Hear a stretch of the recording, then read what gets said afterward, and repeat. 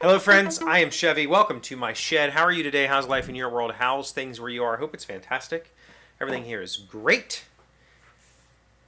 Had a good weekend. Roland is back from college for the summer. She her semester ended on Thursday, but she got inducted into, I don't remember the initials. It's not in a sorority. It's an association or something. It's a theater thing that she got inducted to. So like Alpha Psi Omega or something like that. Um, and that was on Friday. So she got approved for an extended stay until the weekend. So we had to move her out this weekend. And that was, I mean, it was a work. It's when we took her to college. She took her car loaded down and Malia's car loaded down. Drove up there, unloaded everything, got her in a room. And it wasn't that much. This time coming back, we had both cars loaded plus. We had some additional stuff. So like she has collected, gifts and things. Like you grow to fill your space, right? So she brought back more than she left with when she went to school. And that's fine, whatever. The nice thing is, Malia's family is, so my kid is going to school in West Liberty, West Virginia, which is the northern like panhandle of West Virginia, above Wheeling and that sort of stuff. My wife's family's from that area. And so we were able to take like her refrigerator and her microwave and a bunch of stuff that's like dorm room specific stuff that she doesn't need this summer, and take that to Malia's families, and they can store it for the summer, and then we'll just pick it up in the fall when we go back that way. And that way we didn't have to bring all that stuff back. So while Roland and I loaded up her car, Malia took all that stuff to her families and dumped it all there. Yeah, dumped it, stored it all there, and then came back, and then we loaded up her car and then left. And it was a good, it was a day, it was a long day, right? We got to eat dinner with Malia's brother afterwards, and so it's like a hour and 40-minute drive up there, and then loading all these cars up, and another hour and 40-minute drive back. It's a long thing. But she's back for the summer, and going from a pseudo empty nest to now like a full nest again. It's whatever. It's an exchange. And we're also not used to having like people here during the workday. So she came down today, and it's just like, listen, we don't have time for this right now. Like, we're busy. Sorry, but we're not gonna sit here and chit chat with you. I have work to do. So that's weird. But she's going back to work at Michael's for the summer. She worked there last year and liked it, and they've told her to please come back during the summer. So she's going to go back and work some hours there. So it's that's a good thing, having the kids back. But, she kept saying, like, I don't know what I'm going to do, because my youngest is still on a week on, week off. So she's here every other week.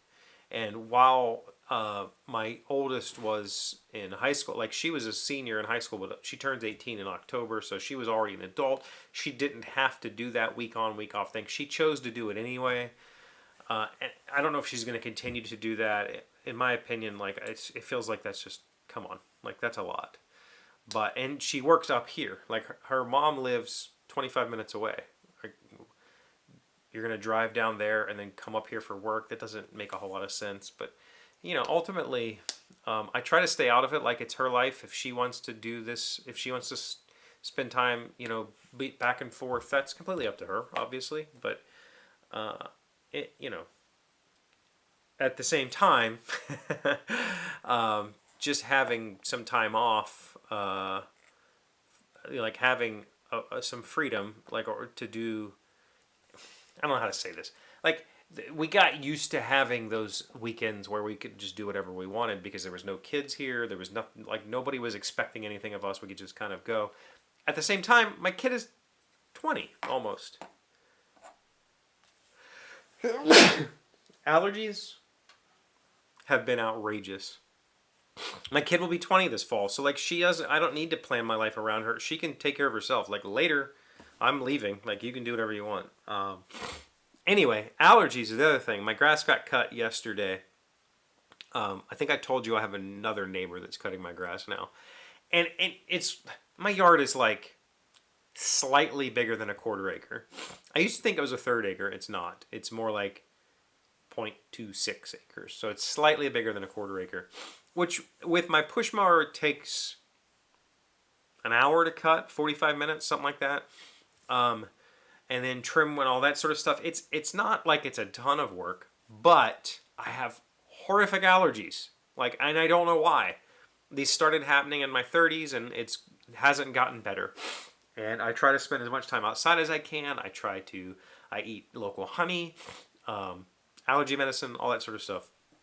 Doing my dog's yard. So when I fenced in my dog's area, I screwed up where I put the gate, and you can't get a mower in there. Like, you can open the gate, you have to kind of get the mower up on the porch. So the guy who cuts has like a 30-inch, 40-inch cut mower. He can't, there's no way he can get in there.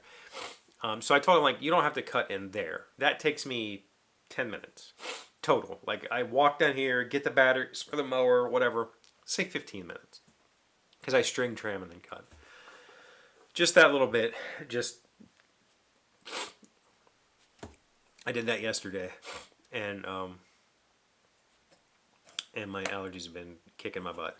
But other than moving, rolling, this book that I'm reading is just, it's not good. And I'm not excited for it. I think I need to probably just DNF it and move on to something that I am enjoying. Otherwise, I've been playing Red Dead Redemption 2, which I wanted, when we went to Colorado and saw that landscape out there, I was like, oh man, this reminds me a lot of Red Dead, and I never did finish the game. I want to finish it. So I actually played a good bit of that this weekend, which is the first time I played a video game, I think, this year. I don't think I've played video games at all. And that's interesting, because I've been reading. I've just been reading and working. Work, read, work, read. But my back feels great. I'm actually capable of doing stuff. So the outside landscaping, I know Jonathan mentioned his landscaping and stuff. Like, with my allergies, the grasses, I have decorative grasses out in front of the house, and they make me break out really bad, like super itchy for a couple of days. But I want to get rid of them. I want to completely redo all the landscaping. I want to put in like actual like landscaping blocks and then, new shrubbery, whatever. I'm seriously considering hiring that out. If I can find somebody to come and do it, I might just hire it out instead of doing it myself, because I just can't. I mean, I can, but then I suffer. And how much is my suffering worth? I don't know yet. I haven't determined that yet, but the work needs done. So I don't know. There's lots going on here. Got any ideas for topics this week? Anything going on in your life you want to talk about? Let me know in the comments. Thank you for being here as always. Thank you for liking, commenting, subscribing, being amazing friends, wonderful people. I really appreciate you. And I'll see you again tomorrow.